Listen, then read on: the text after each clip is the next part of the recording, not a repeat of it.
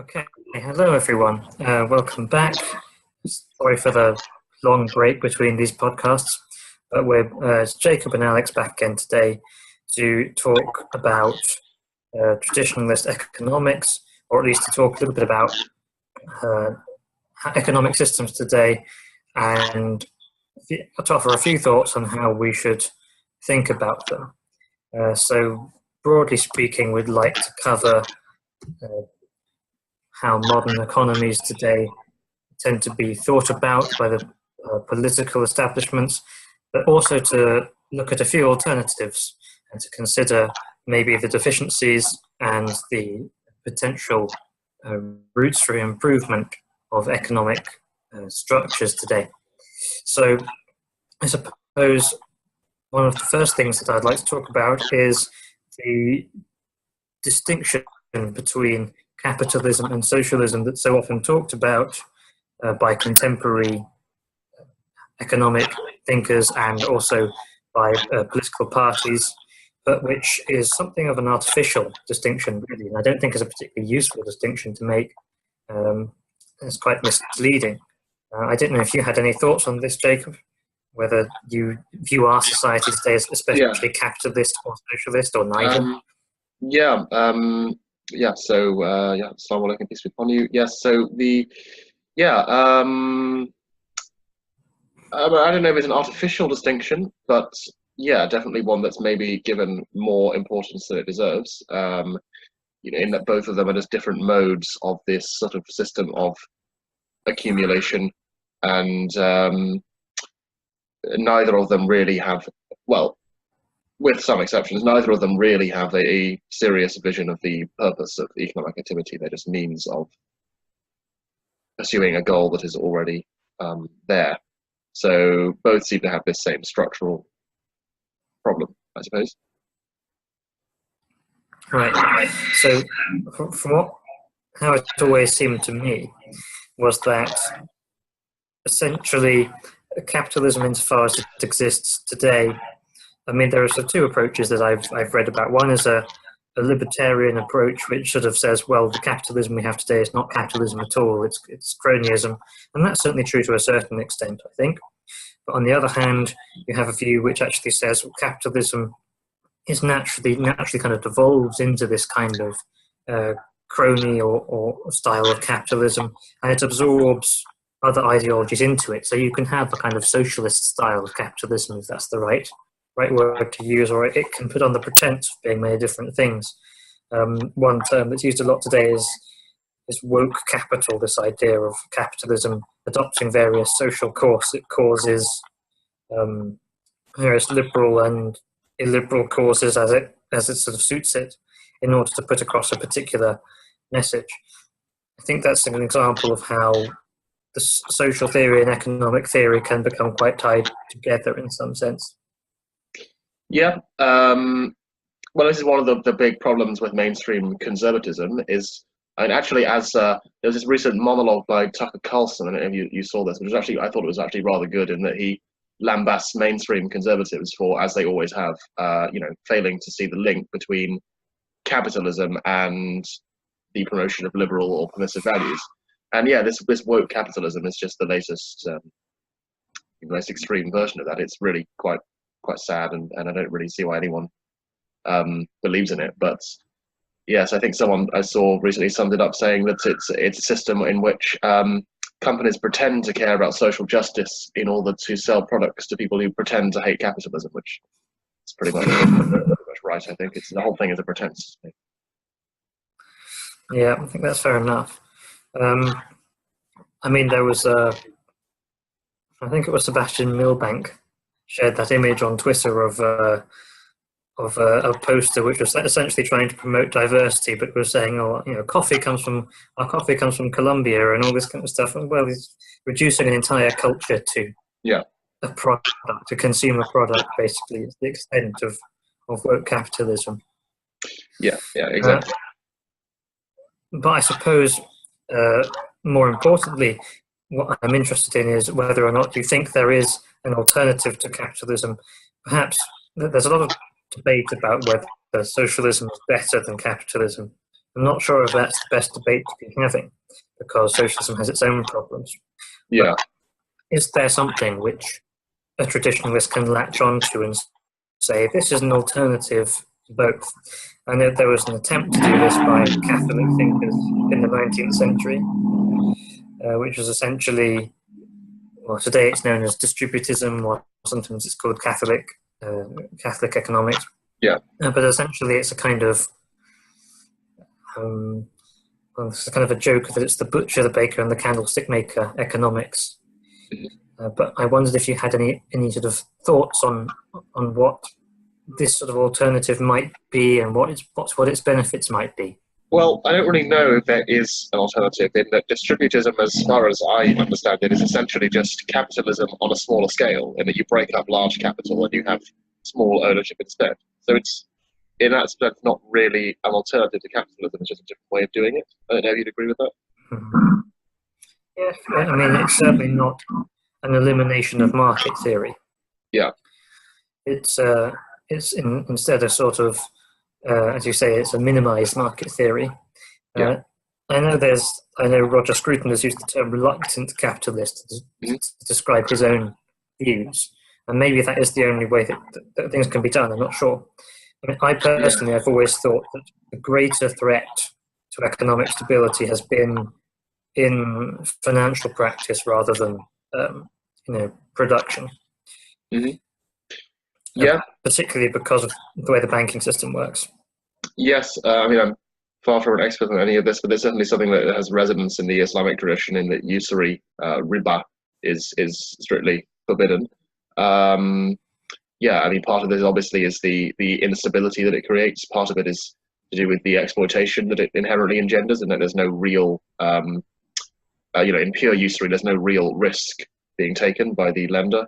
So yeah, I mean, there are clearly huge problems in the way in which our system has become dependent on that. Perhaps distributism would not allow this. I mean, obviously there's a Catholic tradition which also condemns interest taking, though I think that's no longer the official view of the church. Well, the traditional Christian position is that lending at usury is not acceptable, but I believe the Catholic Church has, and various other churches as well, it's not really a Catholic issue. Many churches have tried to say, well, maybe just a little bit of interest is acceptable. Yes. But I mean, I'm not so sure. I don't think that's what. I think if you go to the scriptures and if you look at the early Christian scholars and fathers, I don't think that's their position on the matter at all. But it seems to have been almost a concession made to modern financial practices to say, to sort of make this excuse. I mean, there is certainly a sense that usury throughout the centuries has been something that's always been condemned. I mean, in the Jewish tradition, they have this year, it was called the Year of the Lord, or essentially a debt jubilee, a year in which everyone's debts would just be forgiven. Right. And indeed, there is one translation of the Lord's Prayer that Jesus taught, which actually argues that the word that's often translated as trespasses or sins is also analogous to the word debt. Forgive us our debts as we forgive our debtors. Because in a sense, there are some theologians who make the analogy between sin and debt. Yeah.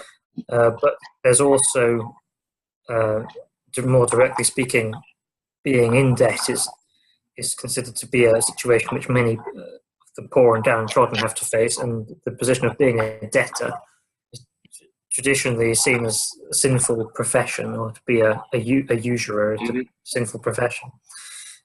So there is certainly this sense that there is almost a universal condemnation of usury. Yeah, I think Jesus actually said one of the things he wanted to do was to restore this debt jubilee. Right. As one economist has done this recently. Yes, I mean, I think this is probably something that comes up very often in all serious or major religious traditions, in that it's something that traditional societies acknowledged was harmful. Yeah, I think that's probably right.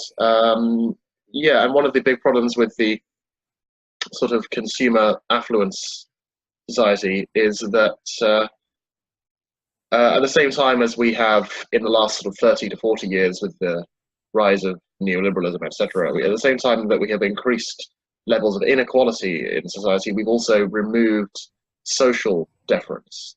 So you have this culture of egalitarianism in which the rich believe that they are rich solely because of merit, and the poor presumably draw a parallel inference and feel pretty miserable. And a big part of this is, of course, the ever-growing burden of debt, because that's the only way you can keep up. You have to maintain a certain level of equality in consumption for this society to really work. And of course, that's not affordable for a very large number of people, which plunges them into debt serfdom. Yeah, I certainly think it's a major problem. I think most people end up taking out some kind of short-term loan. I think there was a study done that quite a lot of not only sort of working class families, but lower middle class as well, the sort of squeezed middle, as they call it, are forced to take out these payday loans to tie them over, because the sort of the consumer culture, the sort of things that the sort of lifestyle that they almost feel that they are obliged to live, isn't actually provided for by their wages. And I know the Church of England got into quite a lot of trouble because it was found to own shares in a payday loan company or something. There was a controversy a while ago. So certainly in our society in Britain, there doesn't seem to be much of a discussion around the importance of sort of eradicating this kind of debt culture. And I mean, most of the whole kind of financial system is based upon debt. I mean, one of the biggest problems that we have, I think, is that essentially our currency, our system of money is based on debt. For every dollar that is printed by the Federal Reserve in America, a dollar of debt is attached to it and based on the bond system. And it's the same in this country. There's essentially a debt-based valuation of the currency rather than the value coming from any kind of material value. I'm not necessarily saying that we need to return to the gold standard. I know what my name is an expert on this, but there certainly seems to be a sense that debt valuation is not sustainable in the long term, and it's one of the contributing factors to economic instability in recent years. It's I mean, another problem, though, I think that is also driving this is not necessarily just culture. It's also the ways in which it's the ways in which prices have changed in the last few decades. I mean, most notoriously in the rising cost of housing, which is something that is just a burden upon people, and the way in which there are so many unavoidable costs built in to living in a modern industrial society, which have been increased at the same time as the costs of frivolities, sugary food and entertainment and electronic devices. These are the things that are becoming cheaper. Things that are becoming expensive are housing, commuting, heating a home. Things that you unavoidably cannot abstain from purchasing. It just society simply doesn't allow you to avoid those things. A certain standard of living is just structurally compulsory, quite apart from culture, if you live in an industrial country. And then the other dimension to this, which is another thing mentioned in that monologue I referred to, the way in which this has a moral dimension. You have this horrible junk lifestyle promoted by unaffordable housing, in which you have 5 or 6 people. Half of London seems to be like this. You have 5 or 6 unmarried professionals living together in a shared home in this condition that is in any society going to lead to moral decline, let alone a society in which all of the barriers to these things have already been removed, but it's just accelerating the breakdown of marriage and the family and everything else. Yeah, related to this, there is this debate, particularly within left-wing political parties, about the future of universal basic income, which essentially is something which arises from the mechanization and modernization of many businesses, such that most manual jobs are going to become obsolete. Well, it's not Now, even manual assuming that jobs. I think it's white collar jobs. It's anyone who's not, yeah, mid-level white collar jobs are going to disappear. Anyone who's not creative or who isn't actually doing something that's, who isn't actually designing or controlling the AI, is going to be redundant, supposedly, in about 30 years' time.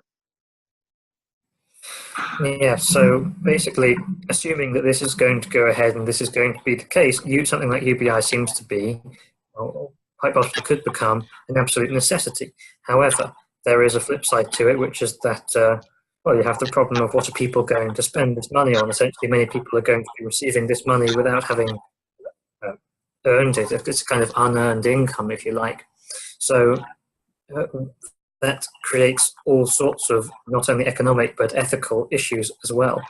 That in some sense, I know I've read some who think it's going to mean a perpetuation of immoral practices that people are going, and I've seen some who said, oh, no, it's great because people are going to be able to have all this free time and they can spend all their money on things like education.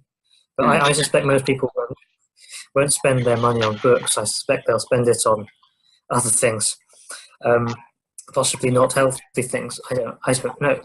But what do you think? Well, maybe. I don't know. That's possible, I suppose. But I mean, there seems to be this problem of boredom. I think people don't have any. If people no longer have anything in their life that is done for intrinsic reasons, it's just work and play. Then what do you do if you have so much leisure? So that's a problem. Maybe it would lead to that. I don't know. I don't know if having I mean, I think there are different ways of implementing it, and some are supposed to actually not substantially reduce the incentive to work. But then maybe if we do truly have this total redundancy, that wouldn't make any difference anyway. So then again, what's the alternative? What's the alternative? One alternative is to just let people starve, which is not really acceptable, and another would be some sort of socialism, I suppose, to actually have some kind of public ownership of what's the means of production, i.e., AI and computing power, and people can draw an income from its progress through owning a small share of it. That might be some other better solution, in that it may not be. It's then at least not entirely unearned, and they have a stake in society. Perhaps it's also less exploitative, in that there's no longer going to be. You may just have a system in which the elites distribute just enough basic income for people to buy, enough consumer goods to keep the system going, but it's still a system of total exploitation. I suspect it could end up either incredibly dystopian or incredibly, I suppose in some sense, it might be liberating. Not that I think that liberation is always a good thing, but I suppose there are many different paths it could take, and the fact that it's so confusing is a reason to be, I think, maybe cautious of it. But that it doesn't have a clear future at the moment, and it isn't really taken seriously as a problem, even though supposedly this AI expansion is sort of looming on the horizon. Yes. Well, it's kind of related to the transhumanist kind of movement as well. Well, that's very interesting. Let's come to that in a minute. But yes, the thing is it's also this issue of zero marginal cost, in that, more and more we have a system in which goods are just, once they have been designed, as in the design becomes the whole work. Once a good is designed, if it's distributed digitally, it can be copied endlessly without any additional costs. And 3D printing will come to some approximation of that, even in goods that require physical resources. So when you have this, there's no longer any real justification for, at least as far as I understand it, there's no longer any justification for the price mechanism. If the cost of production is zero, the price should also be zero, with maybe some small price to cover the cost of the design. But yeah, if the people don't, as it were, own the means of production, that system will just become totally exploitative. There's no longer any justification for capitalist profit. It's no longer necessary for covering the cost of production and investment. It would just become pure extraction, which is a serious danger. So I mean, yeah, there seem to be some very liberating possibilities and some depressing ones, depending on maybe just some sort of political struggle over ownership. So yeah, I don't know what the solution to that is. No, I think that's maybe something you could probably write a book about that, and that's maybe something to talk about another time. Yeah. But since we've mentioned transhumanism now, we've been talking about AI. I know you've written a little bit about this, or correct me if I'm wrong, but it's certainly something you have some interest in. What do you think about that? Or maybe you could explain what it is. Well, it's just the idea of transcending the biological limitations of humanity through editing our genes, DNA, possibly merging us with computers in some way, uploading brains, that kind of thing. So there was a very interesting article I saw recently about the backers of the transgender movement, which is this, because otherwise it is so inexplicable, and it's really, for me, helped me understand why in something that has occurred so suddenly, that is so completely deranged, and that has become so universal at such a rapid pace. In that it seems to have been funded by and orchestrated by a group of very wealthy donors who are all heavily invested in transhumanism. Transgenderism is perhaps the first step to transhumanism, because the whole point of it is, by persuading people that they need to mutilate their genitals and take hormones, that it's creating a captive market for transhuman technologies. It's also normalizing the idea of bodily modification in wider society as a lifestyle choice, and normalizing the idea that identity is unmoored from the body. It's the death of the body, the unmooring of it. I think it was Deleuze who called it the body without organs, in which you completely destroy the sense that the body should provide any kind of structure or identity for the individual, and then it just becomes fluid, so it loses its components. And this is what's happening in a social way with this transgender movement, and will probably accelerate very soon as other transhuman technologies become more feasible. So what do you think, obviously both of us would approach this from a religious perspective. Do you suspect that, well, it sounds like very old, well, one of the most ancient forms of idolatry, in the sense of making man into God, adapting things which are not necessarily his place to adapt. Do you think that's a fair accusation to level at this sort of thinking, or this sort of project? Basically, yes.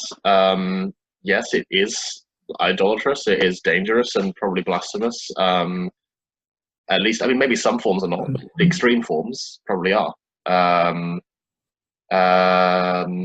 It's also probably potentially apocalyptical. If we completely end the biological structure of humanity, then we're entering a post-human era. And from a religious standpoint, well, what is a post-human era but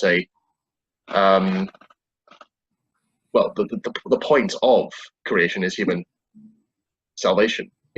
We can't really accept the idea of total post-humanism. So this is in some way maybe even the coming of the end of times. Maybe it is going to be part of it, or some part of the way in which this comes about. So yeah, it couldn't really be more dramatically bad, really. It's certainly an important topic, especially as you move into the idea that the human race could cease to exist as you know it. It ushers in the question of, well, what's the consequence? What is the consequence of that? And I certainly think you're right to be worried about. Well, in some sense worried, in some sense maybe. I don't know what sort of approach that kind of message would conjure. And I suppose for some people it'd be incredibly worrying, and for others maybe even encouraging. I don't know. but essentially it proves if this is the path that the human race is to be taking, it implies a certain, or it confirms that there's a certain decadence upon what already exists. And we've talked about economics already. Essentially, many of these different strands come together and focus upon essentially a whole trend in human history since about probably since about the middle of the 20th century, although it possibly goes further back, in which, as we've talked about before, energy seemed to be directed away from transcendence and more towards material objects, and that includes the human body as something to be sort of adapted and changed. There's no sense of, I suppose that one major problem is the lack of belief in souls, or at least if people do believe in souls, they have a very strange kind of syncretic and wishy-washy view of what a soul is.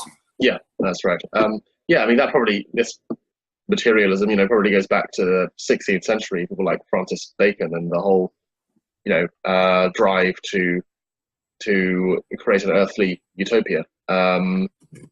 Certainly to the Enlightenment. Yeah, this is it's just the final culmination. It's the last thing that's a constant is humanity. So that has to be overcome.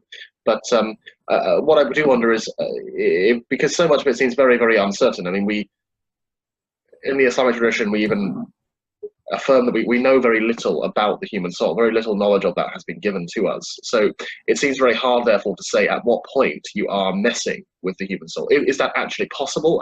I don't know. But at what point are you messing with humanity at such a fundamental level that it's religiously significant? That it's existentially significant. I don't really know where you would say that. So I wonder, in your tradition, is there some kind of slightly clearer criteria? Is there something we could use that would allow us to identify a point? Well, I suppose you can find some answers in the Christian response to, you've mentioned transgenderism as being a possible first step on the ladder of this kind of thinking. There's certainly a very clear sense that God created humanity as man and woman, and that's basically the end of the matter. So any kind of transcendence of this boundary is not something that God intended. As for whether it's possible to change the soul, I think Christianity is more explicit in its, whilst it doesn't deny that the soul and the body are united in this life, it's also very clear on the fact that the body is in a sense unnecessary to some extent. So I suppose, because it's quite for example, in the Johannine tradition, in the Gospel of John and the Epistles of John, he talks a lot about the dichotomy between flesh and spirit, and living the life of the flesh and the life of the spirit, or the life of he's kind of talking about an analogy to the Spirit of God, but also in a sense the human soul, because the soul is almost connected to God in some way that the flesh or the body is not necessarily. So I suppose a Christian could never say that the human soul could be eradicated by changes to the body, but at the same time, the changes to the body can almost push out the soul and subordinate it. And if you become a slave to bodily concerns, then you're not going to be paying any attention to the sort of side of you which is connected to the transcendent and the divine. And I suppose some kind of transhumanism would focus all of human energies upon the flesh rather than the spirit, which could be concerning. Yeah, I mean, this is one of the fundamental differences between Christianity and Islam, because we affirm the body and affirm it's not a bad thing. It's part of our being, and we will be resurrected with it. So I suppose that makes it even more worrying, because there must be some point at which you modify a human so much they are no longer a human. Well, I mean, the idea of the bodily resurrection is present in Christianity too. I mean, one thing about certain forms of Christianity, I know this is quite common in the Orthodox tradition, is to accept that the body can also attain to holiness. It is possible to sanctify the body as well as the soul. Now, on the one hand, it's sort of, you know, if there's kind of debate about this in some of the early councils as well, that if someone if someone loses his arm, for example, he's no less of a person because he's still full in spirit. But on the other hand, there is a sense of respecting the body. So, for example, most church traditions would condemn things such as tattooing the body, for example, or deliberate self-mutilations, because these things are a disrespect to the body that you've been given. So there is definitely a sense that mutilating the body is offensive to what is right, or is offensive to God himself. Yes. Yes. Yes. So there's one thing that it may be a sin. There seems to be a deeper potential problem if you actually, well, if you turn humans into not humans, then do they still have the same relation to God? Do they still have the same obligations, the same potential for salvation? Are they still eschatologically the same? I don't know the answer to that, but it seems at least possible. We could end up in some kind of, you know, some modification so vast that does change, and that's what I mean by the existential importance, maybe, right, of all of this. Okay, I think you have a good point. I mean, I suppose I struggle to envisage what a post-human would look like, Yeah. or how it would behave differently. I suppose, you know, it's, if you say, in the sense, if you upload consciousness to a computer, which is you mentioned, that, you know, a computer obviously doesn't have any obligations to God. But at the same time, if it was, but isn't that the problem? Does it? I mean, if it's mentally the same as a human, then perhaps it would. I don't know. maybe if it's fully sentient in some sense, perhaps it would. That's the problem. It doesn't have an easy answer, and I think that's what's most concerning about it. Yeah. Then there's certainly no precedent in revelations or any kind of revelation scriptural revelation to sort of discuss this with clarity. Mm-hmm. That's one problem.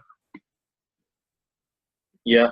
I mean, it is emphasized in our tradition that the capacity for choice is very important. So maybe that is the important thing. If the capacity for choice is preserved, then religiously it's the same. It's still a responsible human, and in every way the same. Perhaps that's the answer. But the thing is, yeah, this all opens up so many impossible questions of such vast magnitude that we haven't even begun to really consider. That, yeah, I mean, existential threat is almost an understatement, I think.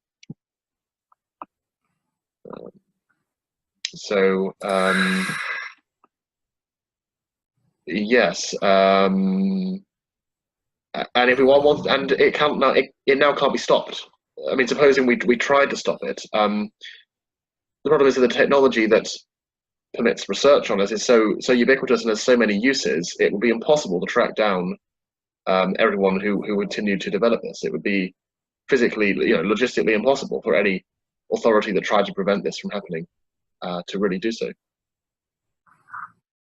Yeah, I know some countries do punish, or at least they prohibit to some extent, researchers who want to look into things like genetic modification. But I suspect, like most things, just because one country has a law against it doesn't mean it will stay that way. Yeah.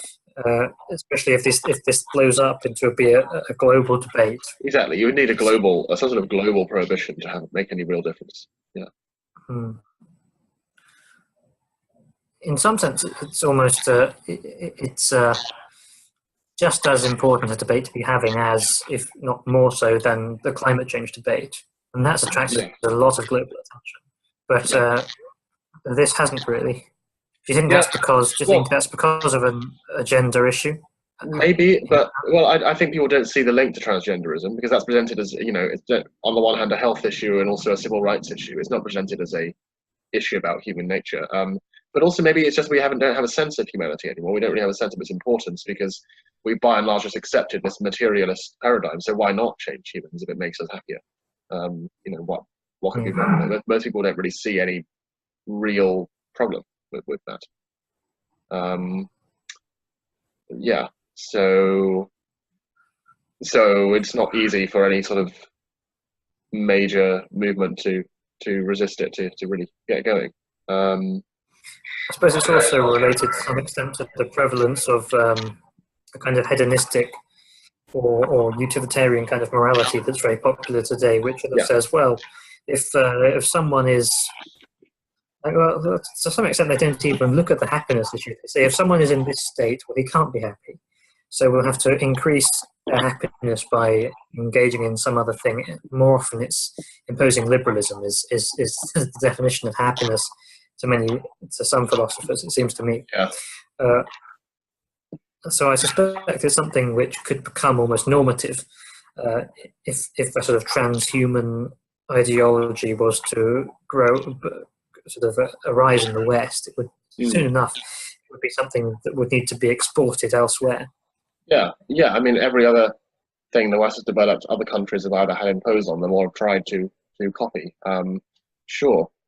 Yes, most other. I mean, China is probably even more enthusiastic than the West. They're even more thoroughly materialist than atheists in the West. So if they're the alternative, then they're going to go even further and even faster. But there's also this thing about ideologies in that this might change. It might create a post-human ideology. So we no longer have liberal humanism. We have something else. We'd have something in which the fundamental, the basis of morality is not human happiness. It's something more like, I mean, one of the possibilities which was explained, I think it was Harari, Homo Deus, which was a bestseller for a while. But he says that dataism is one of his ideas, that there could be an ideology that will develop out of the material conditions of posthumanism, in which you will have the ultimate end is not, as the utilitarian said, the greatest happiness, the greatest number of people. It will be the greatest complexity for the greatest number of bundles of data, and that would be the end. And humans would be significant only insofar as they were complex arrangements of data. I have no idea if this is just completely insane and would never be believed in, or if it's almost a Marxist proposition that the material conditions would necessitate this becoming society's superstructure. But perhaps there is something in there. Perhaps some kind of post-human ideology is actually approaching. Certainly for a Christian, there's sort of a sense of a Homo Deus is blasphemous because the sort of archetypal God-man for Christians is Jesus. So that certainly presents problems from a theological point of view. See that, but more specifically, to reduce humanity down into a bundle of data, it's quite a strange thought. Really, it's hard to imagine, but at the same time, easy to imagine because of the way things are going. Yes, I mean, conceptually, you can think of humans that way. Whether that would actually become the moral basis is the more tricky part. Are we ever going to believe that is the moral, that is the good? That good is data complexity, and that just seems kind of too weird, maybe, to really catch on. But perhaps it would. We don't know. Definitely something that's worth keeping in mind as things come forward. I think really the bottom line here is that we're at a too early a stage to be able to make hard claims, but it seems that there's certainly a trend which is heading in a certain direction. Yes, I think that's right. Yes, and there are so many converging threats to humanity. There's the acceleration problem. I mean, from a certain view, yes, of course, there are certain things humans can do which AIs will never be able to do, but in a way it doesn't matter. If they can imitate them functionally and do so far faster and more effectively, then, well, that doesn't matter from a, doesn't matter in terms of how society will be, and then the real issue, the so-called singularity, is when the AI can design its own successor. But perhaps that's possible. Yeah, I mean, maybe you need some kind of reflective awareness to do that, which only humans can have. But maybe not. I think there are debates on both sides of that. So we have this real risk of a totally unpredictable, vast, exponentially accelerating change coming very soon. All this does sound a lot like religious prophecies of the end of times. It sounds a lot like this. So perhaps this is what will trigger it. Perhaps technology is going to be some kind of trigger for an eschaton. It's possible. That's something I've thought about. On the other hand, there are still deficiencies in technology. It might not even be in our lifetime, but it could well be. I mean, I remember seeing recently there was an attempt to teach. Sorry, I was just saying, if it's going to happen, I think it would be in our lifetimes. I think so. I think so. That's what all of the experts are saying. This stuff will come in within the next 20, 30, 40 years. That's the timescale I think that we're looking at. Right. Okay. Well, it's certainly interesting. I saw there was an attempt to teach a computer how to compose classical music. Essentially, they played reels of, I think it was Bach or something, over and over to this computer, and then tried to get it to electronically recreate a Bach keyboard piece on its own. And they sort of ran the algorithm about 1,000 times or something, and each time, well, it was still terrible. It produced a really terrible sounding, I can't even call it a piece of music, a bunch of noise. Right. Over time, it did get better at things like structure and had a vague sense of harmony, but it couldn't produce, even after running the algorithm many, many times over, a coherent piece of music. It just couldn't do it. Okay. On the one hand, that shows that maybe there are some things like creativity and expression which a computer, at this stage at least, just cannot access. On the other hand, there's certainly a possibility that computers could be able to sort of learn this or have this programmed into them in the future. So there are two sides to this. I mean, I'd actually heard the opposite, that a computer had sort of passed a musical Turing test and convinced experts that it was a real composer already. I don't know. No, I've not heard of that. It might have done by now. I don't know. It might have already caught up with me. I don't know. I'll have to look it up. Yeah. Perhaps coming back to the issue of economics. Yes. Well, if there's no solution to these technological issues, is there anything that can be done maybe to ameliorate the world's economic problems? It's certainly a difficult question. I mean, if you mean in terms of something like poverty, or even poverty is one of the, and a lot of traditionalists seem to disagree, but the evidence is overwhelming. Poverty is one of the great success stories of capitalism and of modernity. It's on the way to vanishing probably within 30 years. Absolute poverty. It's declined from about 70% of the world in 1945 to about 10% now. I mean, there are still problems. Well, I mean, absolute poverty and want is disappearing. Most of the world is middle income and middle class. Well, perhaps then the issue is not so much poverty as it is the relationship of people to each other in an economic system. Yeah. I think we've already talked about this a little bit, but essentially it seems to me that similar to the societal issue, the main problem with economics is that there is no particularly respectful relationship between an economic producer and an economic sort of a beneficiary, or in some sense there is an imbalance of sort of natural justice. Perhaps you can end up reaching some quite socialist conclusions sometimes. Yes. It's not necessarily to say socialism is the answer, as we've said. I think the economic problem is that there is a 1% of people who own most of the wealth, yes, and 99% who do not. And even if wealth can't be equally distributed. I don't think it really can. There's always going to be some disparity. How should it be more evenly distributed? Yes. I don't know. I don't really know if it ought to be or could be. I mean, insofar as people accumulate wealth unjustly, there should be some sort of corrective. I mean, it entirely depends, I think, on. I mean, the right to property is very heavily emphasized in Islam. So I think it entirely depends on to what extent past acquisitions were unjust, and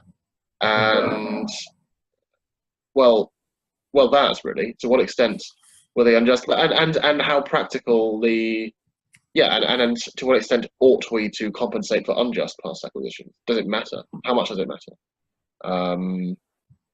So in order to do that, you've got to identify which transactions or which acquisitions were unjust, and that's a difficult task. Unless you mean sort of on a macro level, I'm sure you could identify. Yeah, I mean, like the system is unjust. So what does that really mean? What exactly. I mean, I suppose it means that the system deliberately forces wealth away from people who should otherwise get it. Yeah, but you can't punish a system. It's individuals who do it. No, you can't. You can reform a system, or you can abolish it, or something. But as we've already discussed, that's actually quite difficult to do. Modern capitalism is a lot like, as you mentioned, transhumanism. It can't really be stopped unless the whole thing just collapses. It's not really.